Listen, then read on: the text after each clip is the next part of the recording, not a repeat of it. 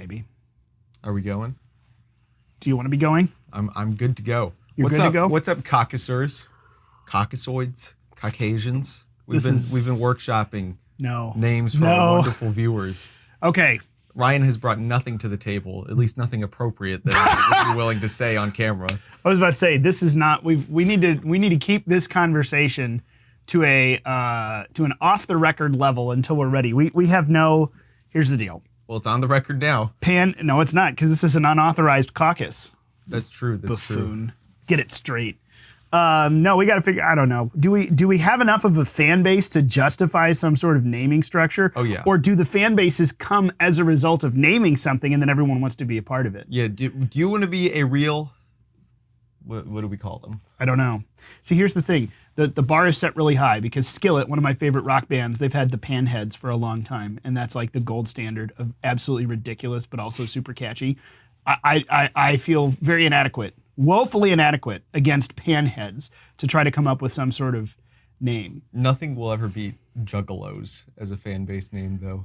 That's true. Here's what we need you to do, folks. Shoot us an email, unauthorizedcaucus@phyllisschlafly.com. Give us your suggestions. We are open. We'll take them because I don't know. That's which came first, the name or the fan base. This is the classic chicken and the egg argument. I think it's usually the fan base. You think that, but then again, we don't know which came first, the chicken or the egg, except I do, the T-Rex. Anyway, I'm not an evolutionist. I'm just kidding. I'm a young Earth creationist. And that is why you should check out our sponsor, T-Rex Inc. There you go. That was a perfect lead into a sponsor That was segment. my lead in. I was hoping you were going to have that loaded up to go. Go to trexinc.com. There you go. You're looking at it now on the screen. I actually got a brand new cap 2 days ago in the mail. I'm super excited about, and I have my inauguration swag sweatshirt coming. It says the big Trump with Uncle Sam get up, and it says, "I want you, Greenland." I can't wait for that to get in. I'm gonna start wearing that around everywhere. But it was a big question, like if getting all this Trump swag was just gonna be kind of awkward at this point, and like, he's but now it's awesome. Now it's even cooler. See, that's the thing though. We knew it was gonna be a victory. It was either going to be a victory lap, or it was just going to be a spiteful, like angry, we're just going to continue out of it. So now it's a victory lap. You know what it is? There's your Doge stuff up there. Vivek might be out, but Elon's not. The Doge merch is still valid. Go and get it. trexinc.com. Use the promo code CAUCUS30 and you will save not only big bucks, which is exactly what the Trump administration is doing this week, but you will let them know you came from Unauthorized Caucus, and that's a big deal. They need to know that what they're doing, what they're supporting is working, getting a voice, and also you're supporting good people when you go to trexinc.com. Promo code CAUCUS30. Tell our sponsor thank you by going and getting some cool stuff today. We got 4 more years of Trump swag to just rub it in. You need to rub it in grand fashion. You can do that at T-Rex Inc. So, welcome to Unauthorized Caucus. House cleaning tips. Go to unauthorizedcaucus.com. Sign up there. That's our Substack page. That'll subscribe you to get email notifications about when these episodes drop, which at this point I think is Friday. Fridays at noon, they're going to drop. We kind of switched it up for 2025. Make sure you're on the list. You'll get the notifications. Fridays at noon, that's when the video is going to drop. That's when the podcast will drop. Everything goes live then. That is the key, though, unauthorizedcaucus.com. Also, that's where you're going to get all of the notes that we have, which I'm going to have a few links this time.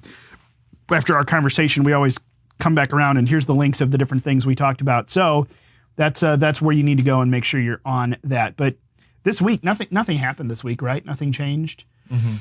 Yeah, nothing at all. It's been a pretty boring, normal week. It has.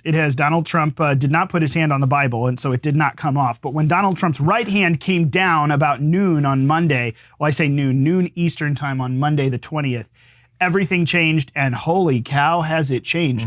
Man, they got off to the races. Like we knew by, what was it, Saturday or Sunday, they had announced there were 200 plus executive orders and actions ready to go. There were. Yep. And they went. And they haven't stopped going. Yep. And we're on how many days in now? 3. Good grief. 4. Well, don't reveal the secret of behind the scenes, the cocktail of pre-production. They don't even know exactly 5. what day it is. 6. This episode has been recorded 6 months from the future. And no, I'm kidding. But they haven't stopped. Yeah. All stinking week across every single issue. Like it really is super wild. I have longed for this time to get here because this is the moment when I think we get a very good view at how politics works. And one of my primary wishes was we need to win elections, and then when you win the election, you need to use that power and just ramrod through the deep state and burn and cut and hack and build something new. And my goodness, it looks like the Trump administration is doing just that. Though that's my top line. I mean, we'll get into a few things. I have a few different stories I want to talk about, but that's my top line. What about you? I'm assuming it's about the same thing, but what do you think over the course of the week? Well, yeah, the absolute victor of American politics of this grand story will be the one who wins an election, and then there will be no more elections. I was remembering what Charles Haywood said. You remember what he said on our interview with us, that this would be the last election, which I don't think he was correct about that, and he doesn't think he was correct about that anymore. Man who knows when he's wrong. It's a good thing. He's one of those few people that he will make a prediction, and then when it's wrong, he will be like, I was wrong on my prediction, and I was right on these predictions, and here's why I was wrong. And, people don't do that. They kind of just like fire off predictions, and then, they pretend that they never said that if it doesn't come true. And if it did, they're like, I said that. Those of us in media don't get that luxury. Yeah. Like you said it on the record. Right. So we've got video, podcasts, radio show, all kinds of stuff. Yeah, but even still, if you say enough stuff, people are going to forget things. True. But the internet is forever. I'm looking through Trump's executive order list. This is epic. So there was a bunch of stuff for the Mexico border. He invoked the Alien Enemies Act of 1798, which is actually the only one of the Alien and Sedition Acts that is still active. The other ones expired and one was repealed, but the Alien Enemies Act allows the president to just deport people from enemy nations. And well, since they're not exactly an enemy nation, but nonetheless, Mexico is the Mexican cartels, which are kind of these evil organizations, are running the nation, running the border, and people are coming from them, and we got to get rid of them. Yeah. India is remigrating about 18,000 people that are in the country illegally, which is insane. Yeah. That's epic. ICE is just sweeping through, detaining people, and in the Fox News clip I saw, there was one guy that got as collateral. There was somebody, an illegal immigrant that was arrested on some crime. Also insane that these people, we know what their crimes are already, and they've just been hanging out. Yes. But he was arrested, and then his dad also turned out to be an illegal immigrant, so he got arrested too. I think that collateral thing is awesome. Like, oh, well, we got you, and look, there's another illegal there. Let's get him as well. Birthright citizenship. This was huge. This is much bigger than I thought it was going to be. And even today, now it's not an actual change to the Constitution until Trump tweets it and says it is. but once he does that, it's set in stone forever. But I was a big concern about that was with the illegal immigrants. The whole anchor babies thing. But nobody had ever really talked about it. I never really thought about the temporary immigrants, people on visas that are getting anchor babies. And this even stops that, which looking back at the great H-1B debate of Christmas 2024, it's not that long ago, and it's already got its own epoch in history. Yeah, it does. The day when Vivek became irrelevant. Yep. At least that's kind of what it feels like. And so that reduces a lot of incentive, or that harms the, if you want to talk about the Great Replacement, H-1B immigration as a Great Replacement mechanism is kind of gone now, as long as we can keep this on the books. And that's the thing, like executive orders, they're awesome. They do great things. They're helping out already. They're helping the country heal. But it's like, it's like if you're an alcoholic and you just like stop drinking, but all the liquor is still in the cabinet, you can just start drinking again and fall into the old ways very quickly. We need more lasting change. We need to take out the entire liquor cabinet, smash it to pieces, get rid of all the alcohol, pour it down the drain, etc. If we want this country to succeed. And that takes more than just executive orders. That's going to take lasting changes to legislation. However, if we can really get on top of election integrity, I think that 2028 is going to be a gimme for Vance, as well as 2032, which will be the largest red wave this country has ever seen. And then after that, I think we can just say like, okay, we're doing Caesarism now, and Vance is Caesar for life. We'll see. I mean, at this point, the way that they're moving forward is really, well, it's really interesting. Let me do this. I have some top level things. The border stuff has been really wild, but not unexpected. Like it's just wild to see everything fly into motion all at once. Mm-hmm. Cartels being labeled as terrorist organizations, which of course, pardon me, that allows stricter legal action, that allows, I think, use of force stuff, that allows more penalties for financial support. That's a biggie. The Anchor Baby one, though, is really interesting because this interpretation of the 14th Amendment. This has been an argument we have needed to have out in a concrete way for a really long time. We've just started here and there, or we've kind of gotten partway into it, but it has never fully formed, or I should say, it's never fully finished its way to a resolution of like, okay, we now all agree this is how government is going to interpret the 14th Amendment and exactly what it means and how it goes. It's really interesting, though. I looked, by the way, this week, someone pulled it back up. Looks like there was a document that's been deleted from the Library of Congress. This was the law library, I think, loc.gov, the law library section. An old newspaper, the Congressional Globe. This is May 30th of 66. Yeah, 1866. And interestingly enough, I'm looking at these pages, these scans. This is on the Wayback Machine now. I've saved the PDF.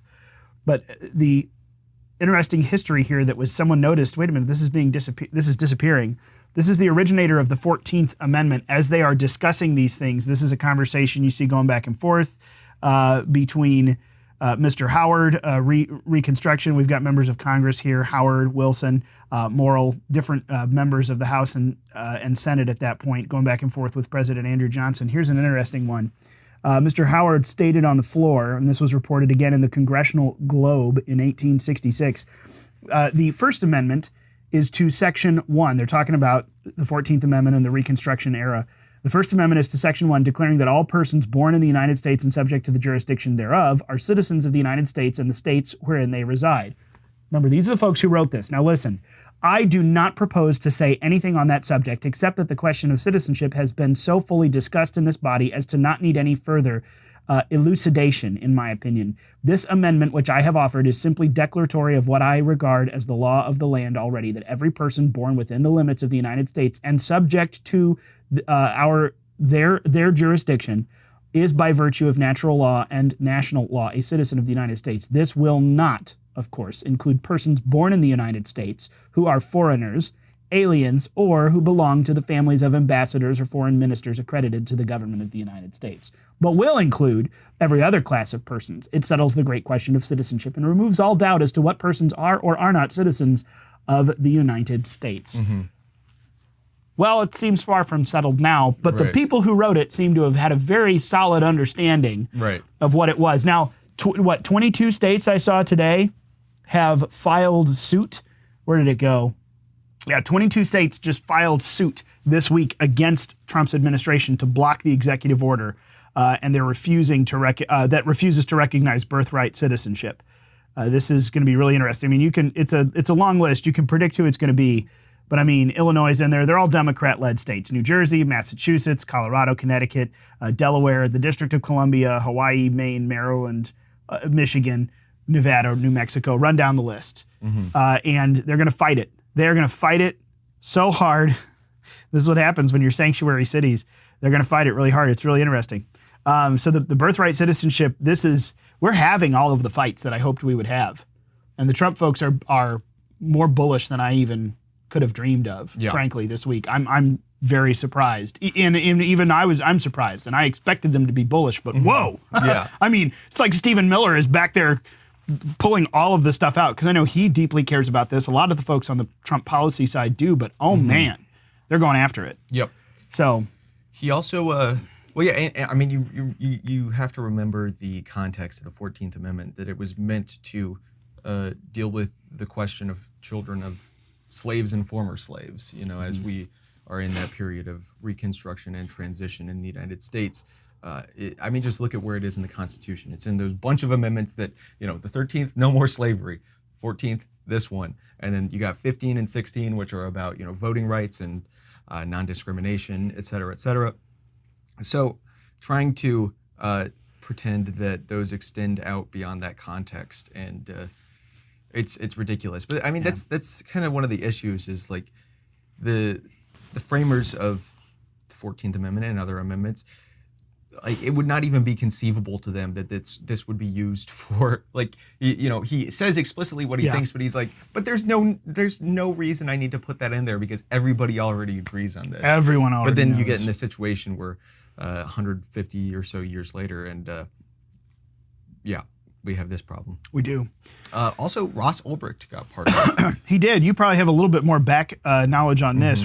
Tell everyone who Ross Ulbricht is and why it matters. He's been in jail for what, 10 years now? A while. Yeah. So Ross Ulbricht was he actually went to a high school like 20 minutes from my high school. He's an Austin, Texas native as well. Deep in the heart of almost Texas. Whatever you want to say. Sorry. Ross Ulbricht was low. the creator of the Silk Road Marketplace, which was a dark web. It was essentially Amazon for things that you couldn't buy on Amazon, not including humans and guns. That's a major distinction between his marketplace and other marketplaces. Because that's immediately what everyone, the dark web is just for human trafficking. Like that's assumption and also a narrative that's been reinforced when that's not necessarily the case. Right. His was for drugs were the main use case, illegal drugs. But people would sell other stuff on there for what I don't think that malware was sold on there either. There were no humans, there were no guns, there was no malware, and there were no credit cards on there, which most other dark websites will have all of those things, including the drugs. But his was really the pioneer of, okay, could we set up a black market on the internet? And they use cryptocurrency to do the transactions, and they use encryption to have conversations that can't be broken into by outside parties. Because if the government really wants to, they can read your text messages. They cannot read encrypted messages if there's no centralized source. Like they can bust into Telegram or Signal, even though it's encrypted, but they cannot. It's very hard to bust into it when it's on the very low level and direct peer-to-peer connection. So he got the FBI was like, we got you.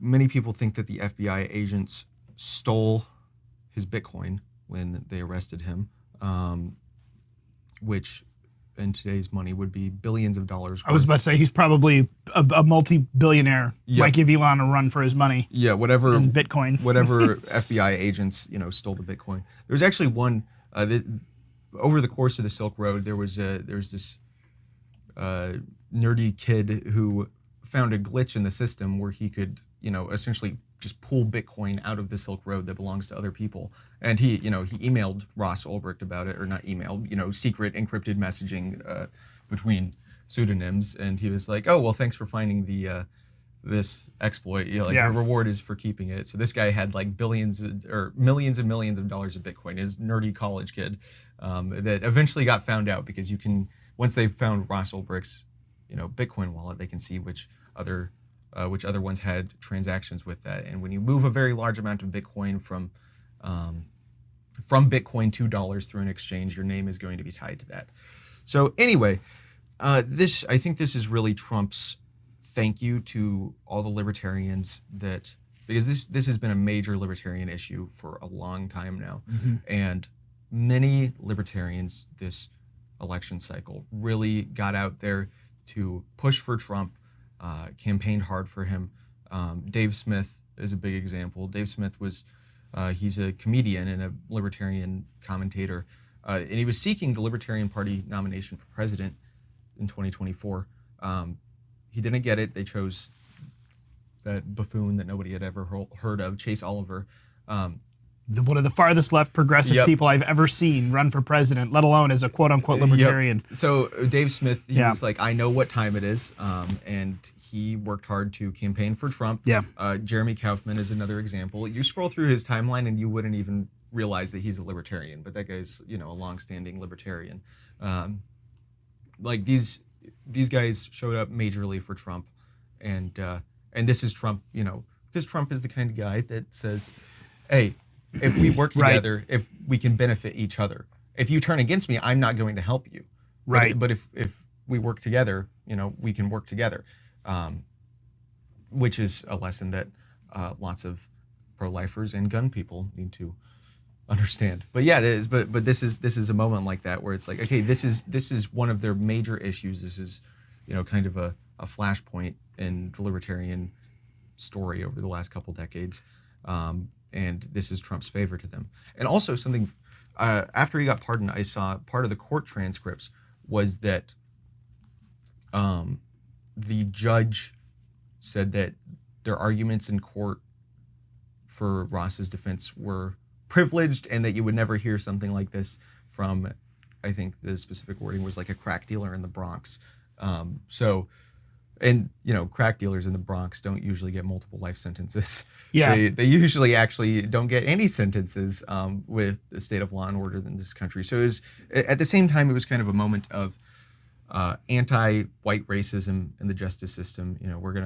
You have white privilege, so you need to be punished harder than somebody else who did a different crime. But I mean, and a big difference between what he was doing and a drug dealer is he wasn't selling any drugs. He just created the marketplace, which facilitated the sale of drugs. And I don't endorse what he did at all. But the punishment on him was drastically disproportionate to. And see, that's the thing for me. For someone who's a little outside of this, I mean,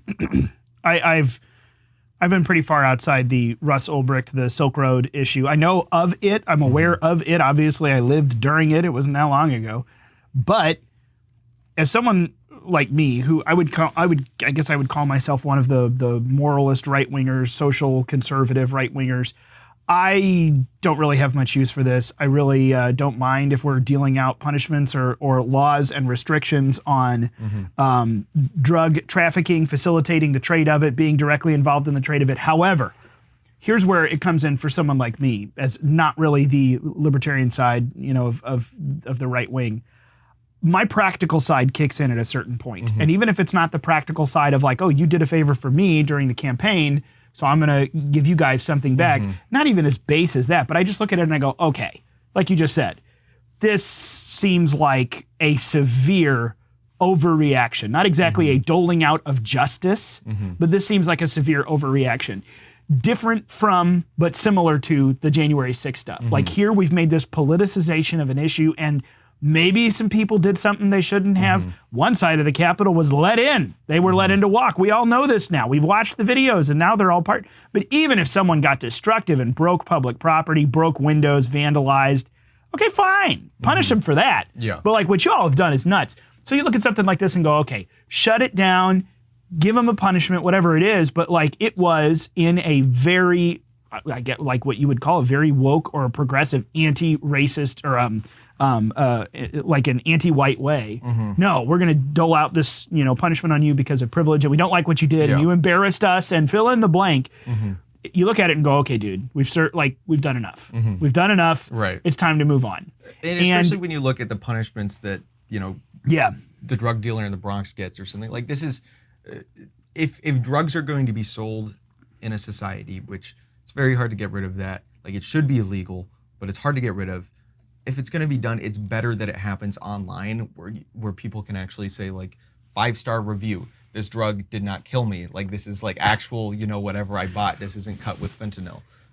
It creates kind of a accountability and safety system that doesn't exist with street level or cartels. And I at that point, now we're into the point where I'm like, maybe we're splitting hairs and we should this is why I'm fine with outlawing things. I'm fine with outlawing all the way to marijuana and beyond, because there's a point where you have to pick as a society what is or is not healthy and what we regulate. However, again, even there, my limit is, okay, I am against the legalization of any of these kinds of drugs. However, including including, pot. However, the war on drugs, the quote unquote war on drugs, what was done, that had absolutely nothing to do with any of that. What it was an excuse to spend money, an excuse to arm cartels, an excuse to meddle in all sorts of stuff. And what has it done? Absolutely nothing to make America safer. And it has, in fact, enriched a lot of other people who've gotten into it, but from the government side. I'm out. So this is one of those, again, I look at it and go, okay, this isn't about the core issue anymore. You created a dark web to facilitate illegal activity. We could deal with that, but y'all have gone far beyond that with this. Same thing with the war on drugs, quote unquote, as it exists versus drugs. On the drug crisis question, from the cartels to China shipping fentanyl into the U.S. to the pharmaceutical companies getting people hooked on opioids, like compared to you need to set your priorities on the worst things first. And when it comes to the bad thing that is selling drugs, dark web marketplaces are the least worst thing. Well, and from a political standpoint, I don't even care, honestly, about a lot of what you just said, but from a political standpoint, let this kid out of jail and shut down the border and stop the flow of fentanyl into the United States. Do you really care about drugs or not? Right. Because Ross Ulbricht getting out is probably not. How much are we paying for him and a bunch of other people, quite frankly, to sit in jail? How much are we paying for that? And you're claiming some sort of moral basis of drugs. No, come on. If you care about drugs, come over here and let's do this. It's a practical thing. Cut him loose, move on. I do have and in to this wonder, situation, though, it is political capital for Trump, and I'll take it because everyone needs to coalesce so we can win, so we can keep doing things like what we've seen all week. I wonder if, Ross Ulbricht was very early in the cryptocurrency sphere. I wonder if he has wallets that he never told anybody about, Bitcoin wallets that have just been sitting there waiting for him to release, that he now gets to crack open. Exactly. Well, and frankly, now that you say that, I wonder how much this has had to do with crypto more than even the dark web. Frankly, and that's the thing. I look at this and I say, okay, if I'm being honest, a bunch of people probably had no care in the world about drugs or any of the illegal activity that was being solicited or given or anything else or traded on this on Silk Road. Their problem is we don't like you because we can't control you or your transactions or anything else. So screw you, buddy. We're going to take you down and make you pay for the rest of your life. Like that really, to me, this is a private markets versus government intrusion. I have a feeling in my heart of hearts that doesn't care a darn thing about drugs or libertarianism that this was the government disliking and punishing someone for trying to step outside the boundaries of their all-seeing eyes. I'm in. I would 100% believe it. So let the kid out of jail, give him a job in the Trump administration and see what he does to shut government, shut down prison. This is one of the reasons why throughout the whole time I've generally been very supportive of Edward Snowden, of Julian Assange, because I look at it and say, your number one crime against the state wasn't a crime against the people, it was a crime against the all-powerful state. So kind of, you know what, go you and tell them to take a hike, because that's a big, in my mind, a very, very big and much more dangerous battle for us than any of the stuff that was ever facilitated by anything they've ever done or brought to, the marketplace or the dark web or the anything else. What they offered in that realm against state intrusion was far more dangerous to them and probably better for us. That's what I think about Ross Ulbricht. I have more opinion on that than I thought I did. There you go. Yeah. Let me ask you about one question specifically, not necessarily in the realm of what Trump has done this week, which again, this is by no means an exhaustive list. We are hitting some of the highlights of some of the lesser known issues, like Ross Ulbricht. Y'all probably know everything you need to know about Donald Trump's, border things and about maybe the J6ers and everything else. But there are a few more issues that are a lot more buried underneath layers of context. That's what we're here for. That's why this podcast episode is dropping this week. Not to tell you what the Bongino report or Fox News already told you. We're going a little farther than that. So here's one of my theories that did not come true. One of my predictions. And I've said it publicly, so I get to not retract it, but say I was wrong. Now I want to know why. I think several times I said here and other places, I figured Trump was winning the election. It looked by all accounts like he was going to manage to win. They were going to beat the cheat. It would have been a blowout and he was going to win. Well, it turned into an almost blowout despite the obvious fraud, not just electorally, but in the media and the interference there and everything else. And it was 312, should have been 320 electoral college votes. I was watching the maps, by the way, of where they were saying one thing or another, like, California and some of these other places had extra votes, and Florida should have had, except they bungled it. He should have had 320 to her 218. That's all I'm going to say. Anyway, the whole time I figured he wins. What I'm more worried about is January